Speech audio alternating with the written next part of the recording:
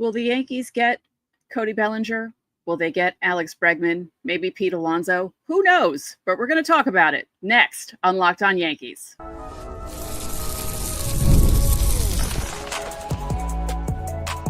You are Locked On Yankees, your daily New York Yankees podcast. Part of the Locked On Podcast Network, your team every day. Welcome to a live edition of Locked On Yankees, which is part of the Locked On Podcast Network, your team every day. Thank you for making us your first listen every day. I'm Stacey Gotsulias. Today's episode is brought to you by Game Time. Download the Game Time app, create an account, and use code LOCKEDONMLB for $20 off your first purchase. With me, as always, my co-host, Brian McKeon. Brian. There he is. What's going on, Stacey? How are you? Another week. Another week. We're here. Our first week, 3 days a week. Yeah. Just in case you guys forgot that whole thing, we'll give you the rundown at the end. Before we get started, don't forget, subscribe to Locked On Yankees on whichever podcasting platform you prefer. Subscribe to our channel on YouTube, like our videos, hit the bell so you're notified whenever our videos go live. On today's show, an old friend gets a new home. We're going to discuss that. We're also going to look at an interesting graphic that was put up on social media about every Major League Baseball team and their highest free agent contract. Some of them are actually shocking, and I couldn't believe the order of the list. So we're going to look at that in segment 2 because there's a lot to discuss there. But first, things have cooled off a bit with the winter meetings ending and Christmas coming, but there is still there's still discussion about whether or not the Yankees and Cubs could work out a deal for Cody Bellinger. Yeah, it looks like from the way that things have been reported, the Cubs are more desperate to get rid of him than anything else. They want to shed salary and they want to get prospects back in return. Not a crazy move for them. I get it. But for the Yankees, that's why I think it's important for both sides. Like, both sides have leverage here. The Cubs know the Yankees want him. The Cubs know borderline the Yankees need him. So I think there's potential that the Yankees really want to get this done. And he's a really huge piece you could put in the middle of your lineup. I will say it's notable that all of the reporting from the Bellinger camp of what's holding this trade up is coming from John Heyman. Stacey, take a wild guess at who Cody Bellinger's agent is. I know. Yeah. So, there is something to that. I do think Bellinger wants to be a Yankee. To me, it's a no-brainer. If you're the Yankees, to me, you have to go get him. The money's not crazy. You're not, because I know there's the potential that Cody Bellinger was terrible in his last year with the Dodgers and they moved on from him.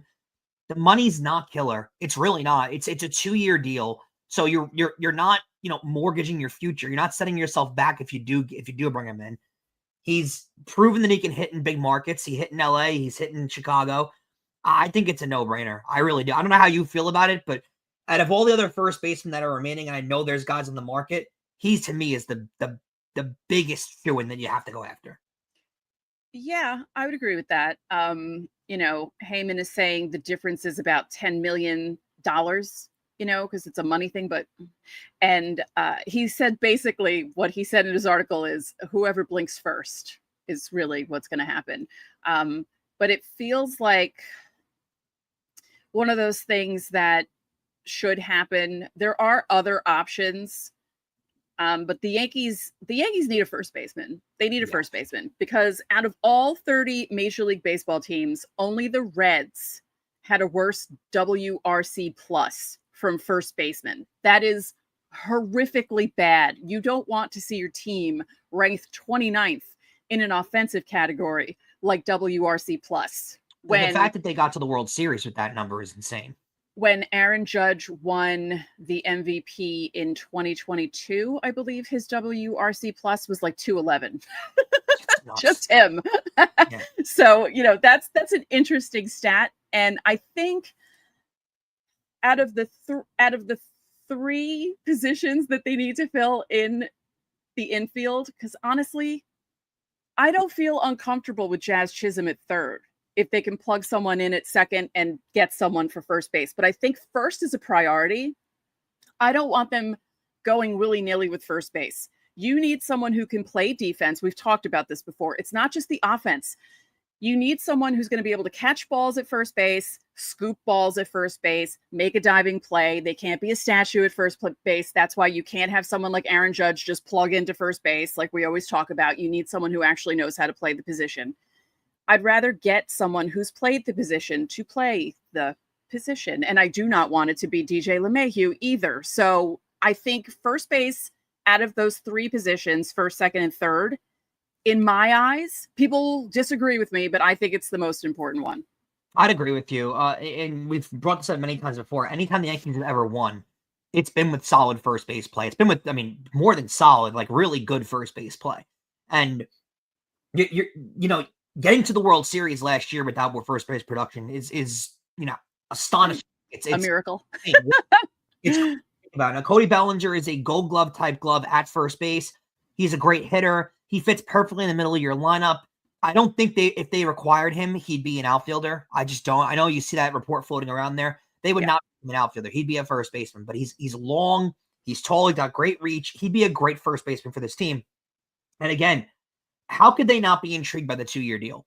You can't help it. The fact that he's played in big markets before is also a huge plus because it's not going to be a, can he perform in New York thing? He's performed in 2 out of the 3 biggest markets in the entire United States. So you got to imagine he's going to be able to perform in New York. That's not going to be a problem. Doesn't really have huge injury history. Like there's a lot of plus factors going into this that make him such a desirable candidate. And also there's not a lot of, that's why I think this is being stalled too. There's not a lot of reports out there that other teams are heavily after him. So the Yankees was sitting there like, why are we giving up anything basically if no one else is after him? So you got to get it done at some point, but if not a lot of other people are after him and there's an urgency out of Chicago to get rid of him, then what's the rush? And I think that's what the Yankees feel too. Yeah. And, there were other suggestions that Heyman made. Carlos Santana was one of them. Trading for Josh Naylor or Nathaniel Lowe from the Rangers.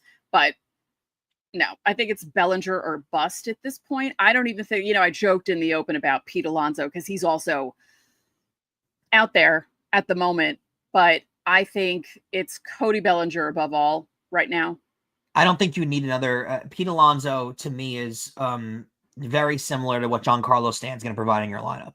He's going to strike out a lot. He's going to hit a lot of home runs. And I don't know if Pete Alonso's going to hit as many home runs as Giancarlo Stanton. He's not a great fielder, Pete Alonso. I'd say he's below average with a glove. He's got good power, but I don't think that's a place you want to go down. The only other one option I can think of is Christian Walker. Right. I wonder what his value out there is because you haven't heard a lot of rumblings about his contract signing either out there, which is strange to me because he's one of the top free agents coming in. So I do wonder with Christian Walker if there's a lot of buzz out there or if things have kind of cooled down, or what if, they're waiting for the Bellinger signing. That's an interesting one to me. That could be a place they pivot to, but I still think Bellinger is a major upgrade, even over Walker. I think so too. Of course, there's still rumors swirling around Alex Bregman possibly being linked to the Yankees too for third base. I'm all for it. I don't know if I like the length that he's looking for because he's looking for like 6. Yeah. All these guys are looking for it. To me, what would bother me more is the dollar value. Is what does he come in at? Because he will give you production. I don't think he really has a style of play that won't have him last. Like he's not a rough and tumble kind of guy who's going to get hurt. And he hasn't had a very prolonged injury history by any means at all. He never gets hurt. I just wonder what the number lands at. If he's north of $30 million, I don't think it's worth it. I don't. Right. Because his average has not been high over the last few years. He's more like a 260 hitter of late. He does give you production run-wise. He'll probably go up a little bit at Yankee Stadium, but not crazy. He is a great glove at third base. What number are you salary-wise comfortable at him signing at? I don't even care about salary. I'm worried about giving him too many years. Like I don't care about them. To me, it's got to be under 28 million. If it's 28, if 28 million is the max that I'm comfortable seeing with him. If it's north of 30, I think it's a bad contract. But like we talked about it with the Soto stuff, like it depends on where other teams are bidding. Mm-hmm. Like if you want the guy that badly, you're gonna have to go the extra year and eat it. It's just how it works. Yeah. So this might be a slow week just because it's the week before, Christmas is the end of next week or the middle of next week. So this week might be quiet, but you never know. Because as soon as I said that, we're live right now. It's 9:11 p.m. on December 16th as we record this. And, knowing our luck, something might happen, but I don't think so because it's after I wouldn't 9 p.m. on expect Monday, any major news until the new year, to be honest with you. Yeah, I'd be surprised. I mean, you never know, though, because like I said the other day, we were talking about the Mark Teixeira thing that happened 2 days before Christmas that year, but there was a lot of buzz around that. Although there's a lot of talk with this, it's just not a lot of movement. Like there's a lot of rumors going around and stuff like that, but there's not a lot of back and forth between. It's not the same thing that was happening a few days ago with Kyle Tucker, and then that quickly turned into a trade with the Astros and the Cubs. So we'll see what happens. Don't forget, subscribe to the channel, hit the like button on our videos, hit the notification so you know when our videos go up. You can also join the Locked On Yankees Insiders Club. The link is in the description. You'll get text from us. You can text us questions, comments, reactions to trades and signings. We send out lineups during the season, roster moves, any minor league players coming up. We got you covered. And breaking news, so you don't have to check social media. There's a 14-day free trial. Coming up next, we're looking at each team's highest free agent contracts, and some of them might surprise you.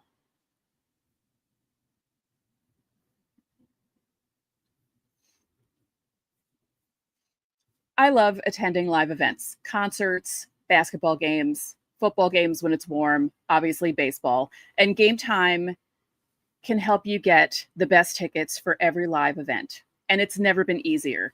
They have a new feature. It's called Game Time Picks. It does all the hard work for you. So instead of searching through thousands of tickets, Game Time filters out the fluff and shows you only the absolute best deals on really great seats. And if that wasn't enough, they have an all-in pricing feature. You just toggle on it. It shows you the full price up front. You have no surprises at checkout. You also get seat views. So if you've never been to a venue, you can see a panoramic view from your seat in the app so you can decide exactly where you would like to sit. So take the guesswork out of buying tickets with Game Time Picks. Download the Game Time app, create an account, and use code LOCKEDONMLB for $20 off your first purchase. Terms apply. Again, create an account and use code LOCKEDONMLB. That's LOCKEDONMLB for $20 off. Download Game Time today. Last minute tickets, lowest price, guaranteed. Thanks again for making Locked On Yankees your first listen. And remember, every Friday is Fan Mail Friday. You can leave your questions underneath our videos during the week, or you can join the Locked On Yankees Insiders Club, where you get top priority on Fan Mail Friday. The link is in the description.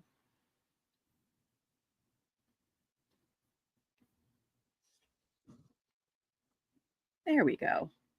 So I thought this was interesting. I saw this earlier and I couldn't believe it. So Sarah Langs of MLB.com. She's terrific. Yeah, Sarah's awesome. She put up a graphic of every team's largest contract. And I knew some of them, obviously, because, if you pay attention to baseball enough, you know a lot of these contracts because some of them were absolutely bonkers. But then you look at the order that the teams are in, and it's like, wait, what? So here, we'll show it on the screen, and then we'll try to describe it to you on audio so you're not completely lost. So let's put it up on the screen. Obviously, Juan Soto is going to be at the top. 15 years, $765 is the biggest contract from the Mets, and Ohtani's behind him. The Mike Trout deal is right behind that. Aaron Judge is behind that, and Manny Machado, 11 years, $350 behind that.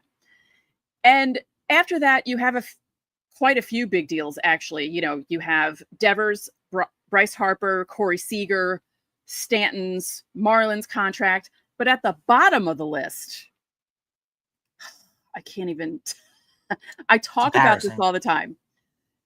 We knew that Luis Severino's contract with the A's was the biggest.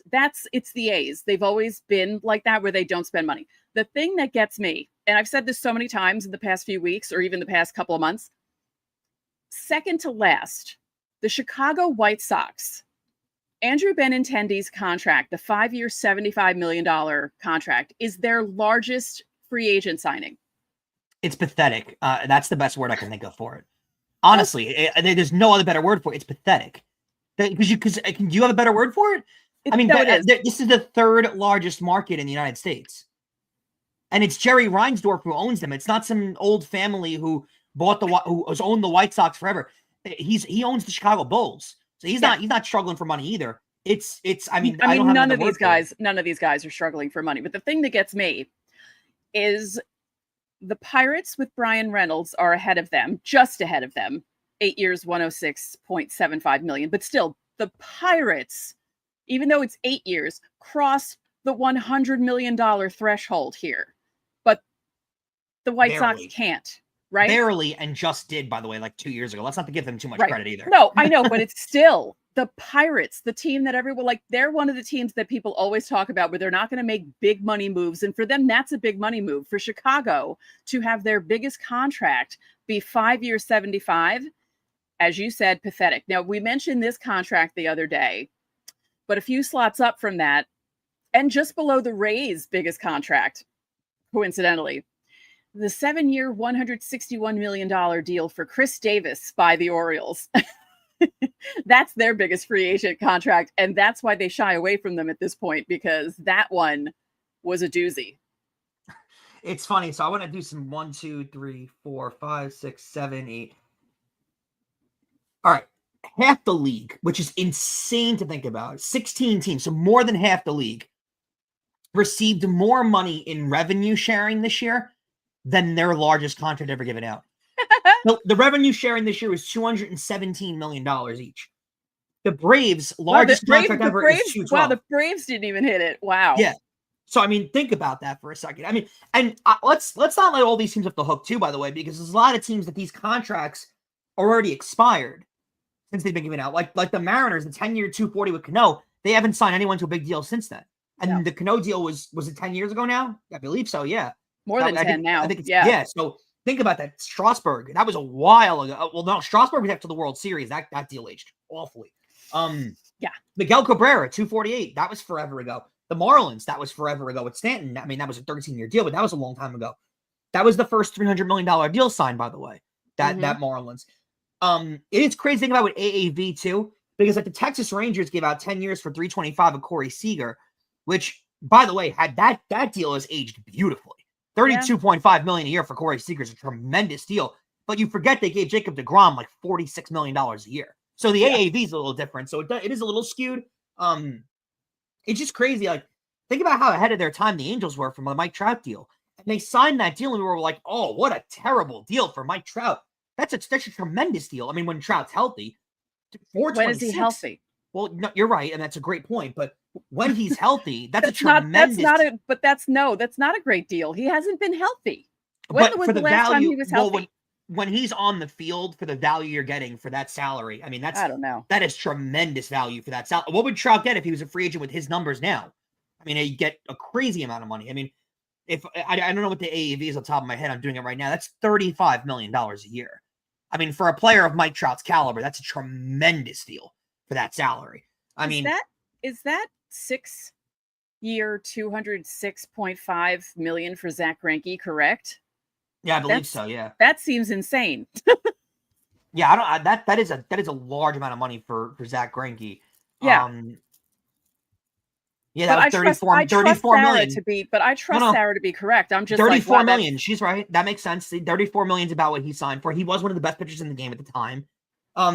These deals are wild. I mean, I am shocked. Another one that really surprises me too is the Astros. Just at they've made a lot of money over the last few years, obviously, by being really good. They're in contention every single year. They've obviously done really well when it comes to selling and everything like that. And Jim Crane just refuses to give out anything over a 5-year deal. Right. It makes no sense to me. Then the Toronto Blue Jays, who have been involved in Ohtani and Soto over the last 2 off seasons, and then all of a sudden Springer is the 150 is their largest deal ever. That's a crazy one. Yeah. And the St. Louis Cardinals is weird to me. That's one of the oldest franchises in baseball, a very money wealthy franchise. And their biggest deal is they gave Goldschmidt when they traded for him. Yeah, they're in the bottom 5. I was actually shocked about that. I was even more shocked at where the Reds are. And then I forgot about the Joey Votto deal. But the Reds are in the top 15. It does show you how crazy that deal was, though, because that deal was signed a long time ago, that Votto deal. What was it signed? Maybe like 2010, 2009? That deal was signed a really long time ago. And you know, for the time, it was a lot of money. But if you think about it, not that crazy. And you know, it's just crazy that they signed that deal so long ago and they haven't made any other big deals since. It's weird how teams operate that way. Yeah. You know, like you go all out to make a deal like that, you'd think they're going to kind of keep extending themselves. Like, the Phillies is a weird one because it's 13 years for $330, but they gave Trey Turner more when it comes to overall year by year, and that was another $300 million deal. So it is, I mean, the Phillies don't mind shelling it out. The Yankees have multiple 300. I mean, Aaron Judge is the largest one, but Cole is also on a $300 million deal. They brought in Stanton, who was also on a $300 million deal. So it is a little skewed if you think about the players on these teams. Like, certain franchises, these teams might only have one guy on a big deal like this.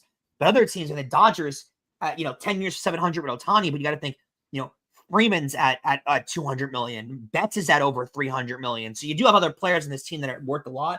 Yamamoto's over $300 million. But these are, some of these deals, it is wild to see how little some of these teams have spent over the years. It's crazy. Yeah. $67 million for the A's on Severino is that there should be a penalty for that. And I'm not even kidding. Like, there should be something to penalize the ownership, because that's insane. That Ohtani's AAV is more than their highest contract ever total. Yeah. It's wild. Yeah, it is. So let us know what you think in the comments, and we'll pull them up in segment 3. And coming up in segment 3, we're going to discuss an old friend having a new home.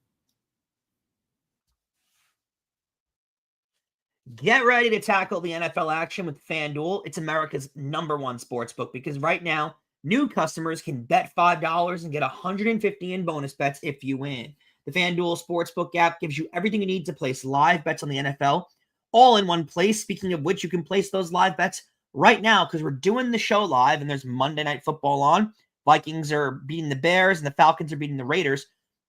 You can bet those games live right now if you head over to FanDuel.com and get your bets in. Obviously, once Locked On Yankees ends, you can get those bets in. All you got to do is visit FanDuel.com to join today. You'll get started with $150 in bonus bets if you win your first $5 bet. That's all available on FanDuel.com. Never waste a hunch and make every moment more with FanDuel. It's an official sportsbook partner of the NFL. And this episode of Locked On Yankees is also brought to you by Select Quote. The World Series, Super Bowl, the Olympics, the world's top athletes get to play in these top-level sporting events thanks to one thing: teamwork. And teamwork can also protect your financial legacy and your family's future. Select Quote's licensed insurance agents are the perfect teammates when shopping for customized, affordable life insurance. They can find you the right policy to keep your financial legacy safely in your family's end zone. Select Quote is one of America's leading insurance brokers with nearly 40 years of experience, helping over 2 million customers find over $700 billion in coverage since 1985. You invest so much time to take care of yourself and be the healthiest, best version of yourself. Select Quote's exclusive policies can reward that effort. Head to selectquote.com and a licensed insurance agent will call you right away with the right policy for your life and your budget. Select Quote. They shop, you save. Get the right life insurance for you for less at selectquote.com/locked-on. Go to selectquote.com/locked-on today to get started. That's selectquote.com/locked-on.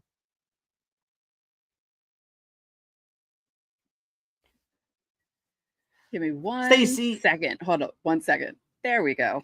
Stacey, it's the holidays and we like feel-good stories. A few years ago, Yankee fans got Cole for Christmas, and we just found out that Masahiro Tanaka is going to be, he got a contract. He will be playing baseball next year, not in the major leagues, but he'll be going to a very popular team over in Asia. He'll be signing with the Yomiuri Giants, who I know are one of the bigger teams in all of baseball out there.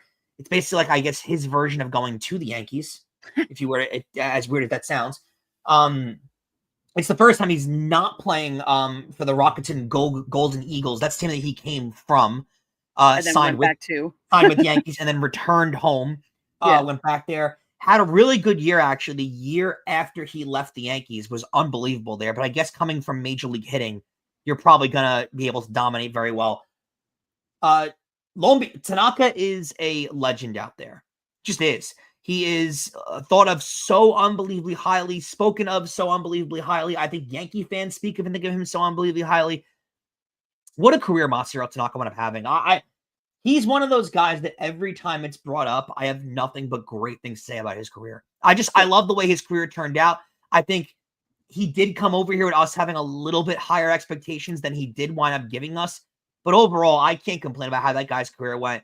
He was a gamer. I still trust him in a big game for the Yankees. I would. I mean, he's that incredible with his stuff. Never went up actually missing significant time for that injury.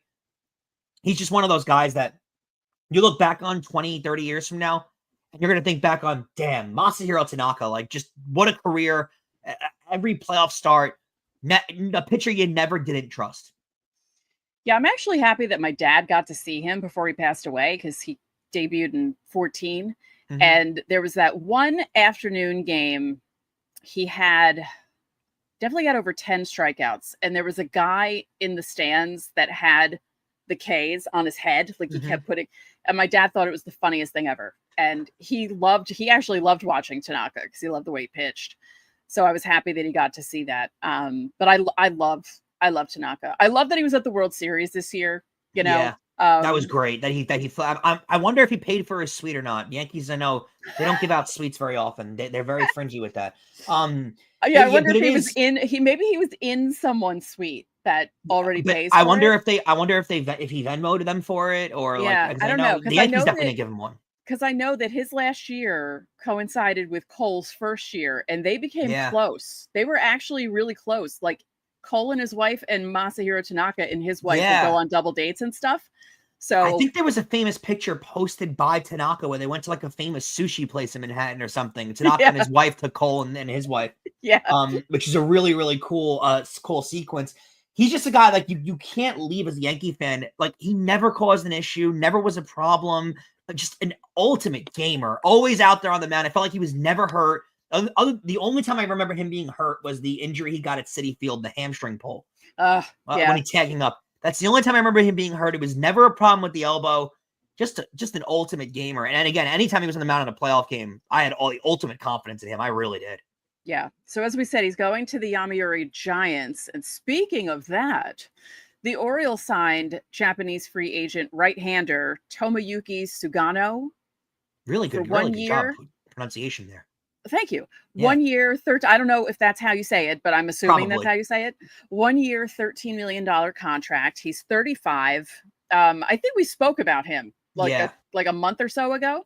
He had a 1.67 ERA in 156 and 2/3 innings last season for the Giants. His career ERA in Japan was 2.45. He's again 35, so only 1 year for $13 million. But hey, the Orioles did something. Not a guy that a lot of people really expected to get a lot of noise major league wise. I mean, he wanted to come over here for the first time. We'll see what his numbers went up looking like, but not a guy that really a lot of people, the Dodgers weren't after him. A lot of the big market teams weren't really after him because of his age. A lot of people are obviously after Sasaki, but it's pretty much become a fait accompli that he's going to end up signing with the Dodgers. Everyone kind of feels like that's what's going to happen. It probably seems most likely just because of his connection with Yamamoto and Ohtani. He's going to want to go there. Yeah. I will say this, the one notion that I always found weird that people always bring up, and to me, it makes absolutely no sense. I think it's the least credence to any free agent signing ever. I remember years ago when Peyton Manning was a free agent, when the Colts had finally released him, and everyone was saying he was going to sign with the Dolphins because he had a house in Miami. Oh, yeah. And they used that reason. Oh, he has a house in Miami. And then with that logic, you could say almost any athlete in the history of sports is going to sign with insert team name in Florida here.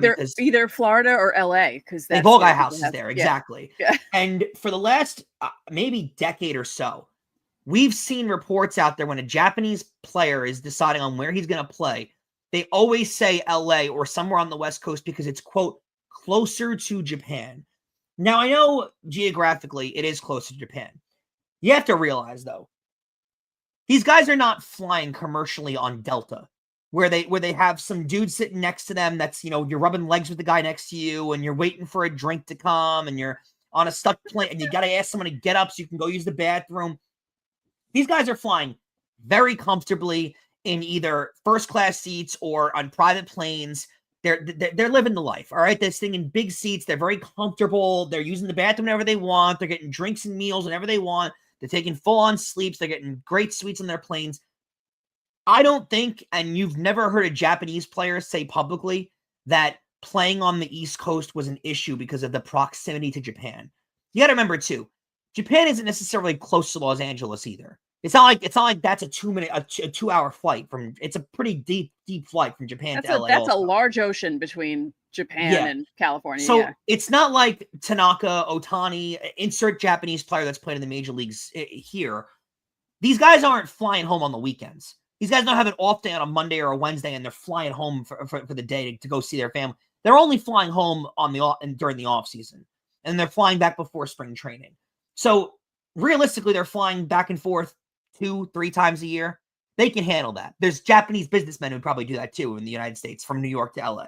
So Tanaka, it was never a big deal for Tanaka. It was never a big deal for Matsui. It was never a big deal for Daisuke Matsuzaka. None of these players ever complain about it. And you've never heard a Japanese player ever say publicly that they don't want to play on the East Coast. Yeah, it's just a media-driven point that these guys don't want to. That Ohtani wanted to be on the West Coast because it's closer to Japan. He's not going to Japan on a Sunday when he's off for dinner and coming back. So I never understood that rumor. I don't think it exists. And Tanaka flying in to go to a World Series game and then flying back, I think proves all you need to know about how much these guys really care about the flight. Yeah. Plus, there are planes now where you can have a suite by yourself on a commercial flight. Like the plebes will sit in the bottom level of the A380, and then you could sit at the top and have your own suite with a bed. So go through everyone. I could always recommend this because it's a lot of fun, but go through a YouTube rabbit hole if you're watching this show right now and look at the modern day airplanes and the amenities that Emirates has and some of these high class airlines. Emirates, Qatar, Singapore Airlines. I was binging a bunch of aviation YouTubers this weekend and watching them go on all these flights. Like some of them are like 13 hours, 14 hours, 18 hours, 19 hours. And they're sleeping in beds. There are showers on these planes. Yeah, people have private showers. Yeah. Private showers, restrooms. They've got food service the whole flight, bar service the whole flight. They have their own private room with a door that closes and like an overhang so no one can even see you. Yeah. So, and that's like a regular commercial plane. So think about what a private plane can do too. Yeah, and Tanaka can afford the private plane if he wants. He signed a $180 million contract, so I think he'd be fine anyway. But even if he wasn't fine with that, he can easily afford these $10,000 plane tickets and these first class amenities. So, and that's Tanaka. Imagine what Ohtani can have his own plane at this point. So all of these guys that are signing these. Oh no, Matsui did. I think Matsui had his own plane. These multi-$100 million contracts.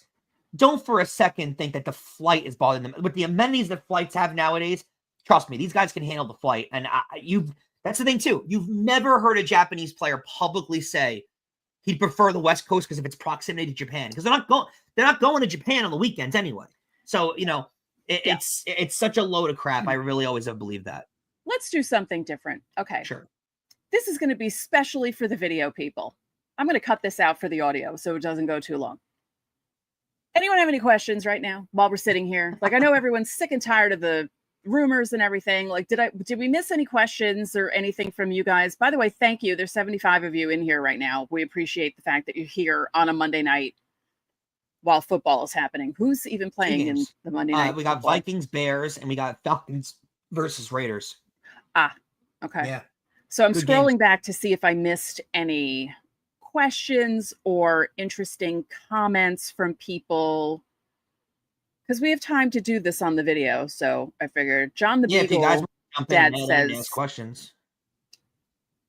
Okay, here's one. Stacey, if the Yankees could sign one more player, who would you want?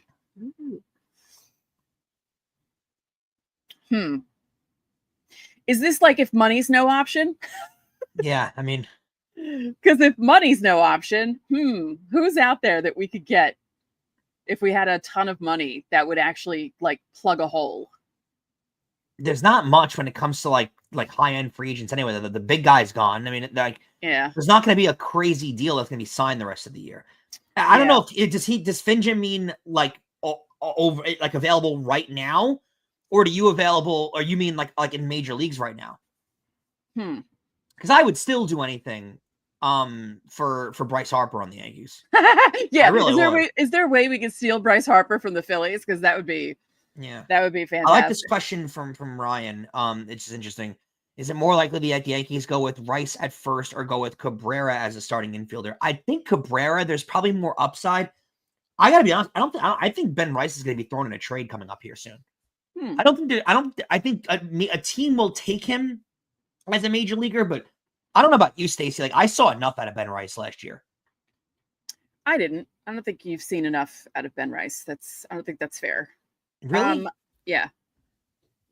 What is happening here? I'm just looking at I did not see anything about this. Did you see anything about this? Any news on the Yankees getting Hai-Sung Kim? There's not a lot of rumors in that at all, actually. Yeah. No, I'm just trying to figure out why our comments are purple and gold, like my old high school colors, and not the Locked On Yankees colors. What happened, StreamYard? What are you doing to me here?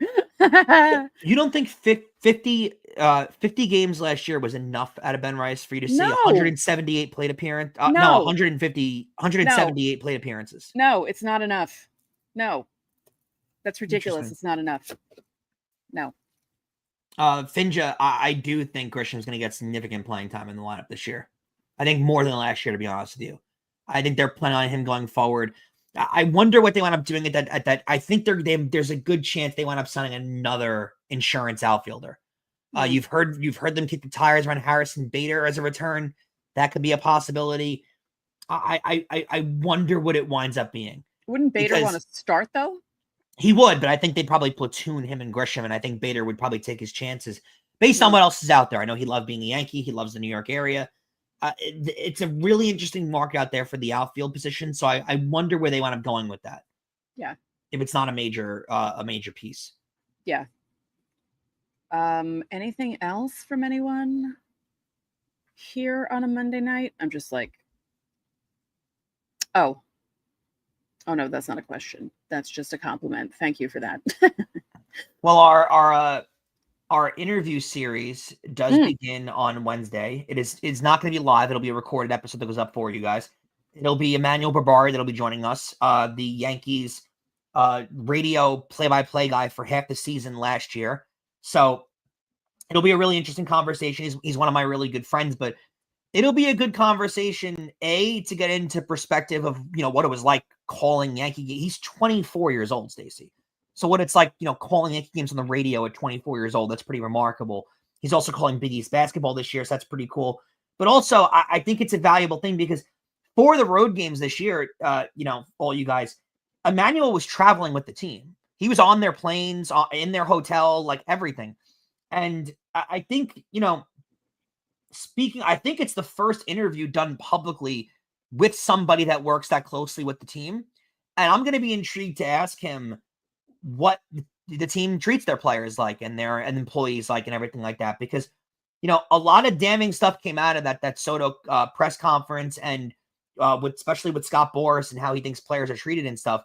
And Zach Britton came out publicly and defended the Yankees and said that you're treated like a gold class athlete. There were comments by Dylan Betances that said the Yankees treat their players phenomenally. And I don't think a lot of people out there necessarily believe that the Yankees treat their employees and athletes poorly, because I don't think anyone's ever thought that. I mean, I think people quite frankly think the opposite, that the Yankees are one of the highest treated. But, let's get the answer from someone who literally traveled directly with the team and see what he thinks. Because, he'll be honest with us, and I think it's going to be, valuable to hear from that, because I don't like what came out of that Soto camp at all, to be honest with you. Yeah. TubeView instead of YouTube. That's funny. Best thing for the Yankees I know what this is supposed to say. Best thing for the Yankees to do to get back at the Mets would be to sign Alonso. I disagree completely. I don't agree with that either. You're cutting off your nose to spite your face. You can't do that. Yeah. I don't think Alonso's a good fit for them, and if they think he's a good fit, they'll go forward with it. I don't think they're going to make a move based on what the Mets do, to be honest with you. I think that's a possibility, to be honest. But I don't think Alonso is going to be a good fit for them, and I think you'd see a little more rumors connected. You're not hearing anything on the Alonso camp, and no, it's just really in articles like from Heyman, and he's kind of like piled on to the Nailer and Lowe and Carlos Santana. Like, there's not real traction there. Like, it's just, he's played in New York all this time. Wouldn't it be funny if the Yankees got him? The Yankees have a hole. Maybe they should get him, kind of thing. But that's all that's really going on. You got to remember what we've told you guys too. The Yankees are going to be, they can't publicly say they're not interested in a player. No. Not allowed to do that. So Boris can release to Heyman, oh, the Yankees are interested in Alonso. And Heyman can report that. And the Yankees can't deny that report. So that's exactly right. That's an old man Steinbrenner. You're right. And those weren't always the best moves. So no, I would not be doing that. I don't think that's a smart move. If they think he's a good fit, then fine. But if you're gonna do it, to get back at the Mets, no, that's not the case. No, the Yankees wouldn't do that. But yeah. So thank you guys for joining us. We appreciate it. So the schedule is, obviously this is a live show Monday night, but it's technically Tuesday's show. Mm-hmm. And then we have the interview going up Wednesday, and then we have Fan Mail Friday. Next week, I think we're going to aim for Monday, Wednesday, Friday, right? That is the goal. Yeah. That's the goal. But if anything changes, I'll put it up in the community tab again on YouTube. Insiders, I'll send you a text if the schedule for next week changes. But for this week, Wednesday interview show, very excited. And then Friday, Fan Mail Friday, get those Fan Mail Friday questions in. We're doing something different. Instead of a pinned comment, just put in your comment below any video from this week, Fan Mail Friday, then ask your question. Easy. Easy peasy, lemon squeezy, or whatever people say. Okay. Thank you for making Locked On Yankees your first listen today. For your second listen, find Locked On MLB. Baseball guru Sully brings you a daily blend of humor in baseball, keeping you updated on every rumor and story throughout the offseason. You can find Locked On MLB on YouTube or wherever you get your podcasts. So that'll do it for this live edition of Locked On Yankees. I'm Stacey Gotsulias. And I'm Brian McKeon. We will catch you guys on Wednesday.